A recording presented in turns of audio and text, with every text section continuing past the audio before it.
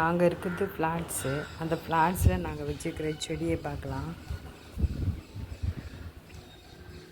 இது என்னன்னு தெரியுதா உங்களுக்கு? இது வந்து சியா சீட்ஸு போட்டேன். அது முளைச்சிருக்கு. பார்க்கவே அழகாக இருக்குது இல்லை?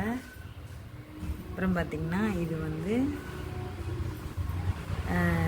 இந்த செடி, இது வந்து இன்சுலின் செடி, ஆலிவேரா. அப்புறம் அந்த இது கிராஸ் மாதிரி இருக்கிறது வந்து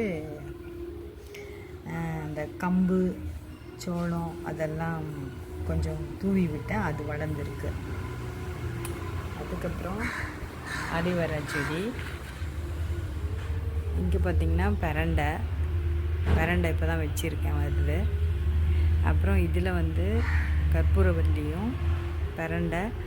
இது வந்து இது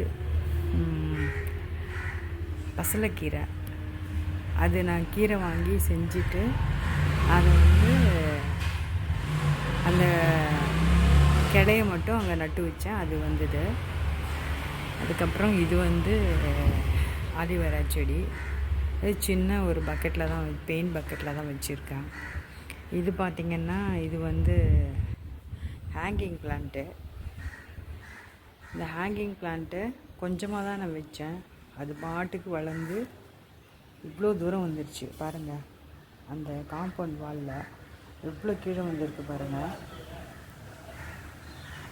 எவ்வளோ தூரம், அது எவ்வளோ தூரம், எவ்வளோ நீளமாக இருக்குது, எவ்வளோ கீழே தொங்கியிருக்கு. இது நிறைய வந்தது. நானும் கட் பண்ணி அதை போட்டுகிட்டே தான் இருக்கேன். இதை மட்டும் விட்டு வச்சுருக்கேன், ஏன்னா இதிலேருந்து எடுத்து கட் பண்ணி வைக்கலாம் அப்படின்னு சொல்லிட்டு. அப்புறம் இதில் இங்கே பார்த்திங்கன்னா இதுலேயும் கொஞ்சம் இருக்குது. இதில் புதுசாக வந்துருக்கு. இங்கே இதில் ஃபுல்லாக இதே போல் தொங்கிட்டு இருந்தது. அதை நான் கட் பண்ணிவிட்டு விட்டேன்.